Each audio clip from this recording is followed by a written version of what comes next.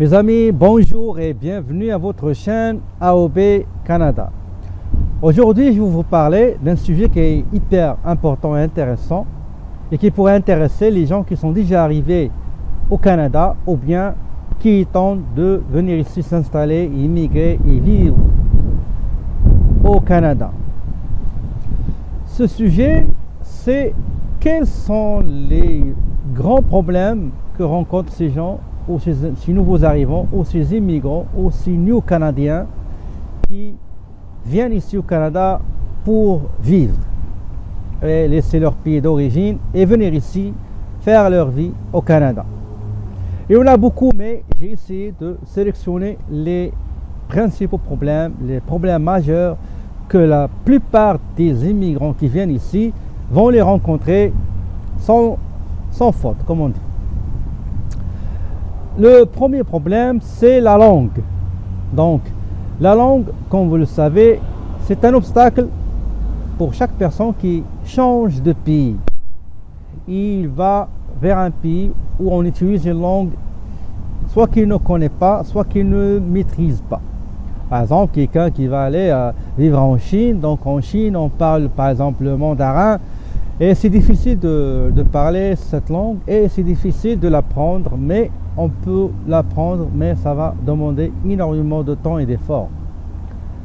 Même à l'intérieur, par exemple, du Maroc, quelqu'un qui va changer de ville, va par exemple vivre dans le nord. Le nord, on parle par exemple la langue Rifi. Donc, il va trouver un petit problème pour communiquer avec la majorité des gens qui ne savent pas parler, même l'arabe, ils ne savent pas la parler, parlent juste soit espagnol, soit leur langue dialectale qui est le Rifi.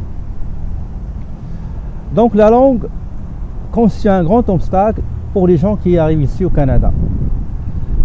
Pour les gens qui parlent moins le français, qui ne maîtrisent pas le français, la province du Québec, il a un programme qui aide les immigrants, les nouveaux arrivants à apprendre à parler, à écrire et à communiquer en langue française.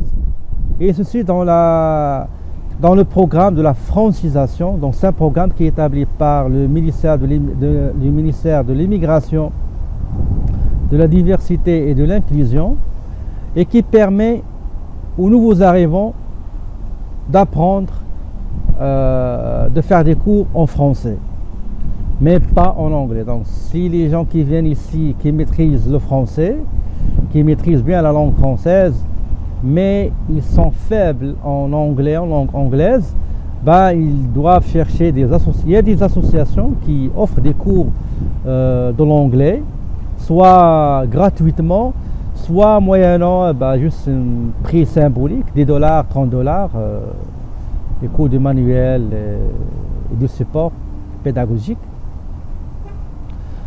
Donc, mais les gens, mon conseil pour les gens qui sont très bien en anglais, je vous conseille de ne pas venir au Québec.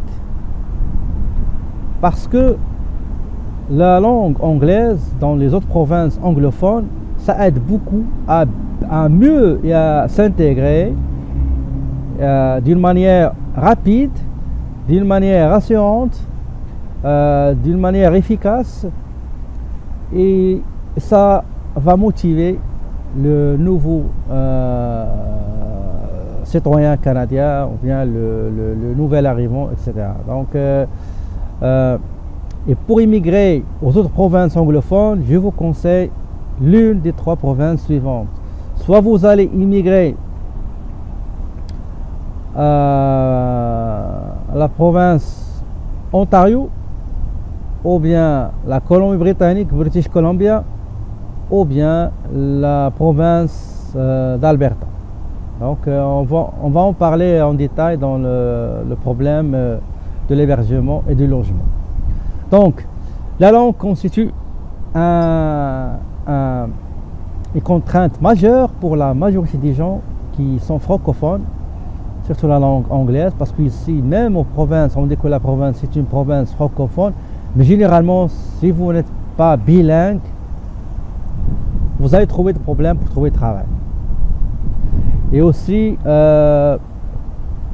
parfois sans anglais, vous trouvez de la misère, comme on dit ici, à communiquer et à vous exprimer. Donc la langue, dans ce cas-là, constitue un obstacle vraiment de grande envergure. C'est pour ça que je vous demande de bien vous préparer en matière linguistique, c'est-à-dire les gens qui sont faibles en français, avant de venir pratiquer le français, faites des cours de français, cherchez des cours de français, améliorez votre niveau en français. Les gens qui sont aussi faibles en anglais, essayez de faire des cours en anglais. Toute langue, normalement, si on l'aime et si on désire l'améliorer, ben, on peut y arriver facilement, tout en, par exemple, écouter beaucoup d'émissions à la radio, à la télévision, regarder des séries, regarder des séries documentaires aussi, c'est mieux parce que la langue anglaise elle est mieux soutenue que les films. Parler avec vos amis, créer un petit groupe ou une petite clique avec qui vous allez juste parler en français ou en anglais pour perfectionner votre niveau en anglais ou en français. Lisez les journaux en anglais. Abonnez-vous dans des chaînes qui vont vous montrer comment améliorer et perfectionner votre niveau en français ou bien en anglais. Ça, c'est le problème de langue. Autre problème, c'est le problème de l'emploi. C'est le pire cauchemar de n'importe quel nouvel arrivant ici au Canada, l'emploi. Parce que comme vous savez, la majorité des immigrants qui viennent ici, c'est des gens qui étaient à l'aise, qui vivent en aisance financièrement, et matériellement et moralement dans leur pays d'origine. Il y a des gens qui viennent ici, qui étaient au Maroc, en Algérie, en Afrique noire, en Europe, étaient des directeurs, étaient des dirigeants, étaient des hommes d'affaires, des femmes d'affaires, des médecins, des architectes, des experts comptables, des ingénieurs, etc. Mais quand ils viennent ici au Canada, c'est le redémarrage, c'est le formatage, et on va redémarrer à zéro si on a plus d'efforts, si on a plus d'énergie, surtout avec l'âge. Donc, c'est pour ça que je vous demande d'aller voir ma vidéo que j'ai faite sur comment accéder au marché du travail d'une manière rapide, efficace et fructueuse, sans perdre du temps. Donc, allez-y, regardez cette vidéo-là. Parce que le meilleur moyen, c'est de faire une courte formation, un mois, moins d'un an, d'IEP, diplôme professionnel, une AEC, attestation d'études collégiales, dans un métier qu'on aime, dans un métier qu'on pourrait utiliser pour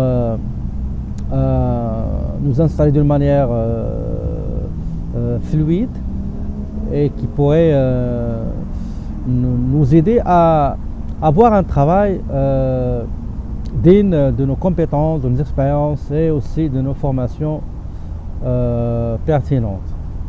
Donc la courte formation, vous allez commencer par des petits boulots dans votre domaine et après vous allez essayer de vous affirmer, de démontrer vos compétences, etc. Et le soir, si vous voulez faire des études supérieures, etc. Donc l'essentiel c'est de se préparer psychiquement et moralement que le problème de l'emploi c'est un problème que la majorité va rencontrer. Moi je ne parle pas ici des cas particuliers. Parfois il y a des métiers où on pourrait facilement trouver travail même sans être ici au Canada. Et je connais pas mal de cas qui ont trouvé du travail avant même de venir ici au Canada. Donc moi je parle de la majorité des cas, je parle en général et je ne parle pas des cas particuliers. Ça c'est le problème d'emploi.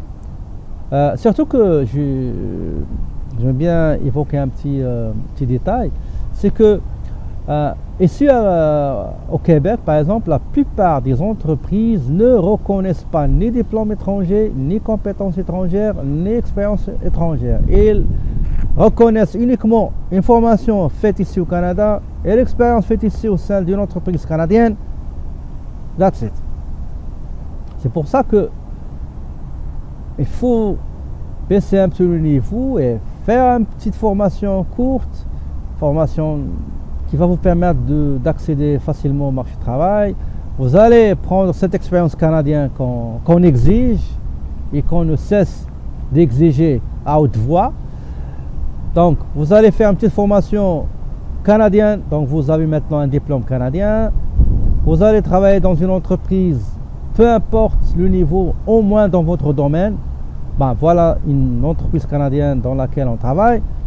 Après, donc, avoir un diplôme canadien va vous ouvrir les portes pour travailler dans une entreprise canadienne. Voilà, donc on a un diplôme canadien, expérience canadienne, et on peut évoluer et chercher les meilleurs emplois. Il y a une vidéo que j'ai faite sur comment bien utiliser l'internet et les meilleurs sites pour chercher et trouver du travail. Allez-y les voir. Cette vidéo-là vous sera très utile. J'ai indiqué beaucoup de sites de recherche d'emploi qui sont hyper intéressants et qui ont aidé beaucoup de gens à trouver du travail facilement. Donc ça, c'est le problème de l'emploi. Maintenant, je vais parler d'un autre problème, c'est l'accès aux soins de santé et aux services sociaux. Comme vous le savez, quand on vient ici au Canada, surtout dans la province du Québec, il faut faire ce qu'on appelle la carte de la RAMQ, la carte de la régie, la RAMQ, Régie d'assurance maladie du Québec, pour la gratuité de quelques soins, quelques visites médicales. Mais généralement, pour l'avoir, il faut attendre un minimum de 3 à 4 mois.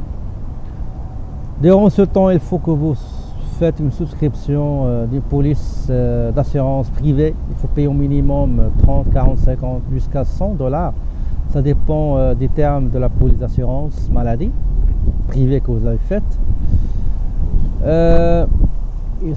Durant ce temps-là, si jamais vous avez un problème de santé, là c'est un problème. Il faut au moins chercher un médecin. C'est rare de trouver des médecins dans un temps record. Il y a des gens qui ont attendu 1 mois, 2 mois, 3 mois, 4 mois, 5 mois, 6 mois juste pour trouver un médecin, un rendez-vous. Sans parler des médecins de famille. Et d'après les dernières statistiques, on dit que 50% des gens ici au Québec, 52% n'ont pas encore un médecin de famille, c'est-à-dire un médecin dans une clinique de quartier vers lequel on se dirige pour tout problème concernant de la famille. Par contre, les autres provinces, ils ont un petit peu de problèmes, mais pas comme au Québec.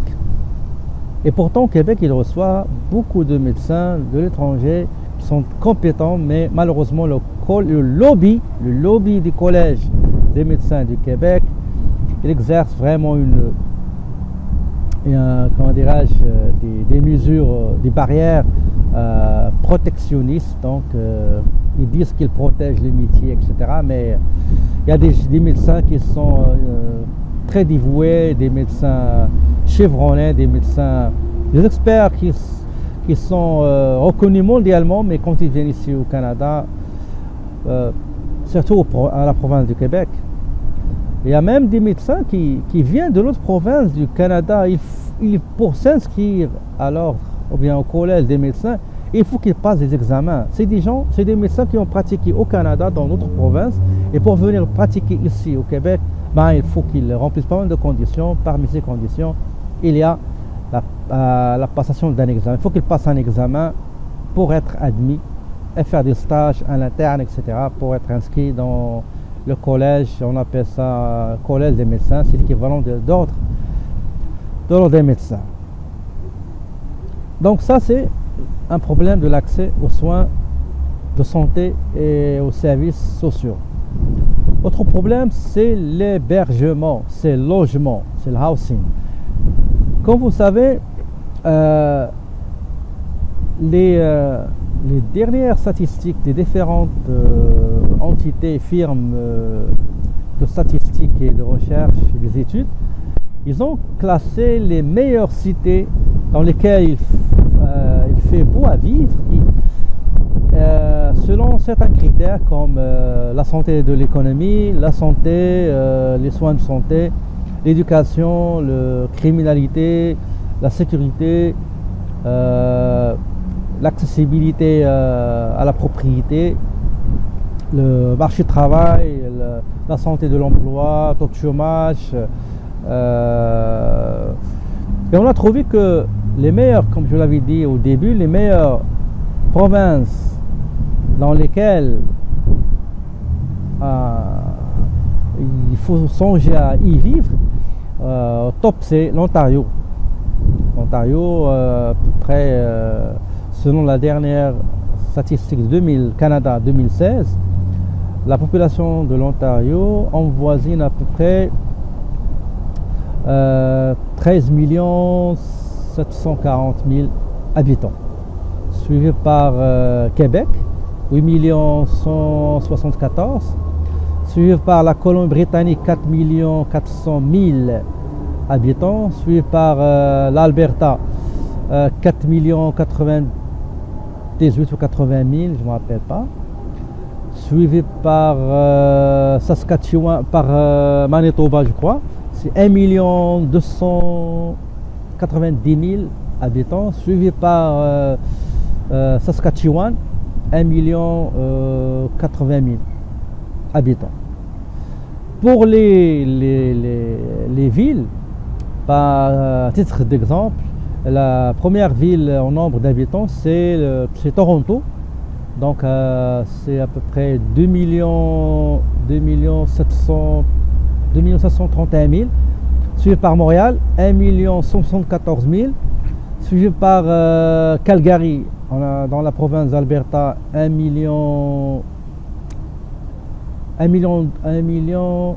280, quelque chose comme ça. Non, c'est 1 80 000. Donc l'Ontario, Toronto, 2 731 000, suivi par Montréal, 1 174 000, suivi par Alberta, 1 90 000. Ça, c'est les trois grandes villes au Canada. Vancouver, c'est 9 34 ou 44, je ne me rappelle pas très bien. Donc, les meilleures villes se trouvent dans l'Ontario. Il y en a par exemple Ottawa, Mississauga, Markham, Richmond Hill, Merrilton. Donc c'est des belles villes dans lesquelles les nouveaux arrivants devraient normalement penser à y aller pour y vivre, parce que il n'y a pas, le taux de chômage est très bas, l'économie se porte très très bien, il y a beaucoup de communautés, il n'y a pas beaucoup de discrimination, de racisme, les expériences et les compétences acquises à l'étranger sont reconnues, donc il y a la reconnaissance des compétences acquises. Il n'y a pas beaucoup de comment dirais-je, de lobby, il n'y a pas beaucoup de difficultés et de la bureaucratie pour ce qui concerne l'éducation, la formation, l'intégration sur le marché du travail, la santé aussi. Donc je conseille les gens qui viennent juste d'arriver au Canada de penser à ces provinces, de faire beaucoup de recherches. Ce sera très utile. C'est l'utilité de mes vidéos, c'est d'essayer de vous éviter les erreurs commises par les anciens qui sont venus ici, et c'est comme un raccourci pour vous raccourcir beaucoup de temps, beaucoup d'efforts pour bien s'intégrer, pour bien s'installer, pour bien démarrer une nouvelle vie au Canada. Ça, c'est le logement. Donc, j'ai dit que le logement, il faut choisir les belles villes, il faut choisir les villes où il y a l'accessibilité au logement, il y a du travail, les navettes aussi, moins de transport, etc. J'ai oublié aussi une ville au Québec. La meilleure ville au Québec, c'est Brossard, qui se trouve dans la rive sud. C'est à côté de Longueuil. c'est une belle ville aussi. Il y a pas mal de ponts pour se déplacer à Montréal par exemple. Donc ça c'est ce qui concerne le logement. Et aussi les gens qui sont à l'extérieur, qui désirent venir ici au Canada, il faut qu'ils gardent contact avec les gens qui vivent ici au Canada pour les informer sur tout ce qui concerne le logement, la ville la plus intéressante à y installer, là où il y a de l'emploi, là il y a les soins de santé, là il y a les belles écoles, etc., les belles universités, etc., etc. Donc il faut faire des recherches. Et à mon avis, c'est préférable que le chef de famille vienne ici au moins 2 mois, 3 mois, 4 mois pour faire des prospections, faire des petites tournées et décider là où il faut qu'il ramène sa famille pour y installer définitivement. Ça, c'est le problème de logement. L'autre problème, c'est les problèmes des enfants. Donc, les enfants, quand ils viennent ici, donc ils s'intègrent facilement, surtout dans l'école. Ils font beaucoup de connaissances. Ils commencent à se comporter comme des Canadiens, donc avec des mentalités différentes un petit peu à ce que chez leurs parents. Donc les parents, quand ils viennent ici, ils trouvent que les enfants peut-être vont commencer à dérailler, vont commencer à dévier, alors que normalement, si les enfants ont été bien éduqués, bien élevés, ils ont acquis leur identité d'une manière solide, et ils savent ce qui est licite, ce qui est illicite, ce qui est légal, ce qui est illégal. Je crois que ça va diminuer un peu le risque de déviation, et il faut que leurs parents les encouragent à prendre les bonnes choses de ce pays-là, tout en gardant leur identité, leurs principes que leurs parents leur ont inculqués. Autre problème, c'est le problème de préjugement et du racisme et de la discrimination. Ça existe aussi, ici au Canada. Donc il faut faire attention, il faut essayer de vivre avec, mais ça commence à disparaître petit à petit, l'ampleur du racisme, des préjugements sur ce que certains immigrants ils commettent des actes qui autres, comme quoi les immigrants sont difficiles à cohabiter, etc., etc., alors que c'est faux. C'est pour ça que dans les autres provinces, ça n'existe pas aussi fréquent comme ici au Québec. Donc les autres provinces, c'est minime les cas de discrimination et de racisme. L'autre problème, c'est le problème du climat. Comme vous savez, au Québec, le froid pendant l'hiver et la chaleur pendant l'été, c'est un petit peu dérangeant pour certains. Donc il y a des gens qui détestent le froid, donc il faut qu'ils cherchent des provinces où il y a moins de froid, comme la Colombie-Britannique, ou d'autres provinces qui sont sur la côte ouest. Mais dans la province de Québec, pendant l'hiver, sans compter le facteur du vent, le froid peut aller jusqu'à moins 30 degrés, et à l'Ontario aussi. Donc c'est un climat aussi, c'est un paramètre à prendre en considération. Donc ça, c'est la majorité des problèmes, et je trouve que si on ne les gère pas, on va tomber dans un grand problème qui est vraiment déplorable et désolant. C'est l'isolement. Et les personnes qui ont été à l'aise dans leur pays d'origine, quand ils viennent ici, ils trouvent de la difficulté à trouver du travail, à s'intégrer, à apprendre une langue, à maîtriser les enfants, à faire des amis, à faire le réseautage. Ils commencent à déprimer, ils commencent à regretter. Et le résultat, c'est quoi? C'est l'isolement, c'est l'éloignement. Il y a même des gens qui se suicident. Il y a même des gens qu'on les a trouvés morts dans leur maison. Donc c'est malheureux, mais il faut rester toujours positif et dire que je suis venu ici au Canada pour commencer une nouvelle vie. Je dois composer avec les contraintes, mais il faut que je choisisse la province dans laquelle je vais trouver moins de problèmes, je vais trouver du travail, je vais trouver de bons logements, de la bonne éducation et des bons entourages. J'espère que la vidéo vous sera utile.